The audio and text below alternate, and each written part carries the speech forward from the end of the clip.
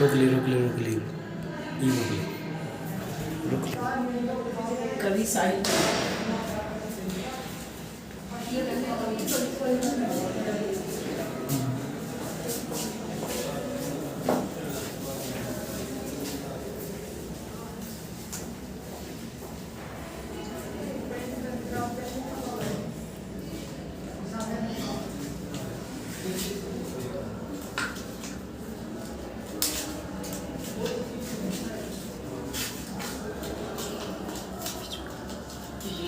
वर्धा महाराष्ट्र से आई है कवि साहिल कुमार जी की किताब नव प्रकाशित काव्य संग्रह है। और ये मेरा सौभाग्य है कि ऐसी रचनाकार की इस कृति को मैं विमोचित कर रही हूँ।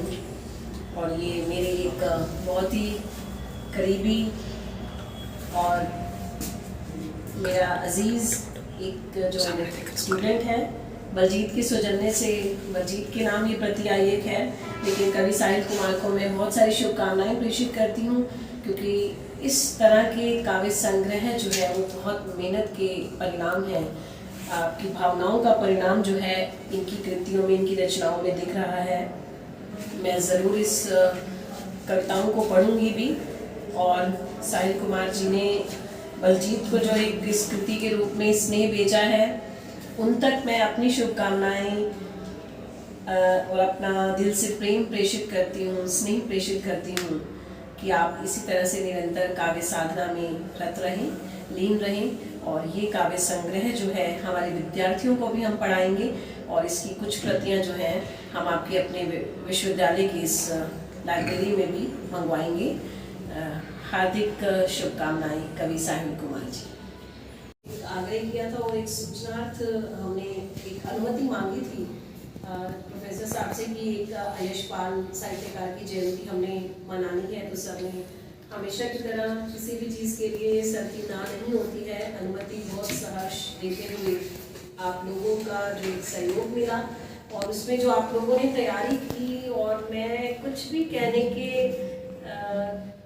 सामर्थ्य में नहीं हूँ, क्योंकि जिस तरह का आयोजन आपने आज किया है, मैं यशपाल की कृतित्व और उनके जीवन परिचय से जो आपने मुझे रूबरू कराया है, क्योंकि हमारा मकसद जो है वो बिल्कुल सार्थक होता है। मुझे लगता है कि आज का यह पूरा का पूरा समापन, जो पूरा का पूरा हमारा जो एक समारोह रहा हिंदी साहित्यकार जयंती विशेष कार्यक्रम के तहत, और हमें जो ये सानिध्य मिला है, मैं शुरुआती धन्यवाद करना चाहूँगी कि जिस तरह से आज हमारे इस MA पूर्वार्ध के एक छात्र ने यशपाल की पर्दा कहानी को बहुत ही सुंदर बेसफुल वॉइस में और एक उनके पूरे के पूरे कथा वस्तु को जिस तरह से आप तक पहुँचाया है, मुझे लगता है कि शिवा ने जिस तरह से पर्दा कहानी का एक आप तक कथ्य पहुंचाया है, अब हमें शायद पर्दा कहानी को पढ़ने की ज़रूरत ही नहीं है।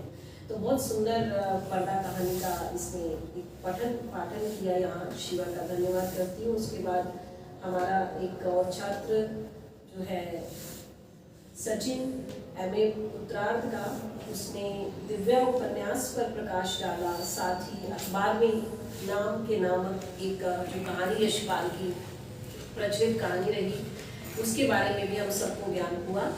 एक बच्ची ने यहाँ पर इस विषय पर अनु ने फूलों का कुर्ता कहानी को हमारे समक्ष रखा।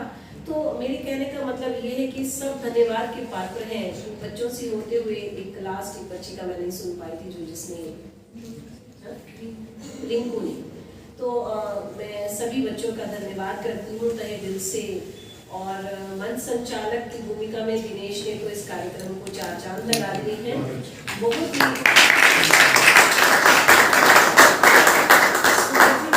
सुंदर संचालन के लिए दिनेश का आभार व्यक्त कर रही हूँ मैं। और आज आपको यशपाल से किस तरह से जीवन की ओर लेकर के गए हैं डॉक्टर विजेंद्र सिंह जी का मैं धन्यवाद करती हूँ, दिल से आभार व्यक्त करती हूँ। क्योंकि इस तरह की आयोजन में अगर हमें इस तरह का सानिध्य मिलता है है तो बहुत बड़ी बात है। हम अभी उस जगह पर हैं जहाँ से अभी फूल खिलने बाकी हैं, अंकुर बो दिए गए हैं, फूल पत्तियाँ आएंगी, उन पर पुष्प भी आएंगे, सुगंध जो है वो बहुत सालों बाद फैलेगी। तो ये जो सुगंधी, ये सुवास जो यहाँ से निकले वो ऐसी निकले कि बाहर हरियाणा में ही नहीं बल्कि बाहर जगहों पर भी हमारा विश्वविद्यालय का नाम हो, हिंदी विभाग का नाम हो। लेकिन अभी जहाँ पर हम हैं वहाँ केवल और केवल हमें जड़, जमीन, पानी, धूप सब कुछ चाहिए। तो हम उस जद्दोजहद में हैं। मुझे लगता है कि अभी के लिए इतने छोटे छोटे प्रयास भी काफ़ी हमें सार्थकता की ओर ले जाएंगे। और जो एक तरह से मैं दिल से धन्यवाद करना चाहती हूँ प्रोफेसर कृष्णा बिश्नोई जी का कि उन्होंने छोटे छोटे अपने उन अनुभवों से, छोटे छोटे उदाहरणों से और उदाहरण देते हुए आपको जो एक साहित्य से राबता कराया है, साहित्य से संबंध स्थापित कराया है, वो इस तरह के अनुभवी व्यक्ति ही करा सकते हैं। क्योंकि जो पढ़ा लिखा होता है वो बहुत सालों का एक अनुभव जो है अंत में आकर के हमारे, मुझे लगता है कि जिस्म में जमा हो जाता है, दिमाग पे जमा हो जाता है। तो हम कहना बहुत कुछ चाहते हैं और अगर छोटी छोटी बातों से आप हमारे इशारे को भी समझ लें, जहाँ तक ये पहुँचाने की चेष्टा आप कर रहे हैं ना, बस वो संकेत ही काफ़ी है। ये संकेत आपको उस ज़मीन तक ले जाएंगे जहाँ आपने खड़े होकर के अपने पाँव टिका देने हैं, वो उस चीज़ तक ले जाने का प्रयास आपको कर रहे हैं। तो आपको उस धरातल पर पहुँच करके अपने पाँव को अडिग विश्वास के साथ रखना है। जिस विश्वास की वो बात कर रहे हैं, जिस साहित्य की बात करते हैं, वो आप में आरोपण की बात कर रहे हैं, आत्मसात करने की बात कर रहे हैं। तो ये आप उनके इशारों को, उनके संकेत को समझिएगा। मैं तहे दिल से सर का भी आभार व्यक्त करती हूँ कि आज पूरा समय जो है वो आपको उन्होंने सुना भी है और हमारे बच्चों को आपका मार्गदर्शन भी मिला है। और सतपाल का नाम भूल, सतपाल ने अपना एक, क्योंकि सतपाल का एक अलग टैलेंट जो है वो उसके पास ही है और मैं उसकी भी तारीफ करूँगी, क्योंकि सतपाल साहित्य से पत्रकारिता की ओर भी आपको लेकर के आए। आज के संदर्भ में समसामयिक किस तरह से कहानी से उस महिला की स्थिति को उठाते हुए आज के परिदृश्य में महिलाओं का क्या भूमिका है, क्या हश्र हो रहा है, उस तक सतपाल की दृष्टि गई है। एक नवीनीकरण है, ये आज के समय की जो प्रासंगिकता है उसको भी कह सकते हैं। तो समाज के लिए सोचना भी जो है साहित्यकार का ही काम है। सतपाल ने इस ओर भी दृष्टि डाली है। हमारे कुछ बच्चे आज पत्रकारीय काम भी कर रहे हैं। मैं इस बच्चे का नाम लेना चाहूँगी, इसने पत्रकारिता ऑप्शन भी लिया है और ये बच्चे आज स्वीकार किया इन्होंने कि हम आज का प्रेस रिलीज बनाएंगे। तो ये आज इनकी शुरुआत ही है इस कार्यक्रम से, ये प्रेस नोट लिख रही हैं। तो इसका भी मैं ऋतु का भी धन्यवाद करती हूँ कि आज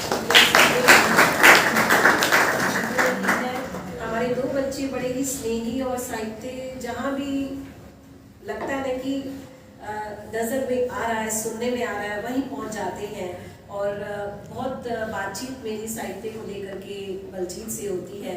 बलजीत का दृष्टिकोण बेहद अलग है। मुझे लगता है कि ये उन साहित्यकारों की तरह सोचता है जो फक्कड़ साहित्यकार होते थे, है ना। तो वो फकड़ाना मस्ती वाली जो बातें करता है मुझे अच्छी लगती हैं इसकी, क्योंकि मुझे लगता है कि ये जो प्रश्न पूछता है ना, उसके समाधान करने के लिए मैं भी 10 किताबें उठा करके इसके प्रश्न का जवाब जरूर देती हूँ। मुझे लगता है कि ये उत्सुकता इसकी बनी रहे और ये जिज्ञासु प्रवृत्ति जो है इसको बहुत आगे तक ले जाए। और काव्य और गज़ल से इसका जो संबंध है वो अपनी दृष्टि से मुझे बताता रहता है। बलजीत कई बार हालांकि पास आउट हो चुका है, लेकिन जितना भी समय, क्योंकि लॉकडाउन का था और फिर हम इस बैच से तो मुखातिब हो ही नहीं पाए ऑफलाइन कभी, लेकिन अभी जो है हम फ़ोन के ज़रिए मुखातिब होते हैं। तो बहुत सारी जिज्ञासाएँ जो हैं इसके, मैं इसकी जिज्ञासाओं को शांत करते हुए इसको हमेशा कहती हूँ कि तुम शोध की ओर प्रवृत्त हो जाओ, क्योंकि शोध की दृष्टि इसके दिमाग में बहुत रहती है। तो सामान्य बच्चा सोच ही नहीं सकता उस विषय को, उस विषय तक आता है वो दर्शन उठा करके किस तरह से सामान्य धरातल पर उन चीज़ों को लेकर आता है जिस ज़मीन और गांव से जुड़ा हुआ है। वहाँ से ऐसे बच्चों का उठना बहुत बड़ी बात है।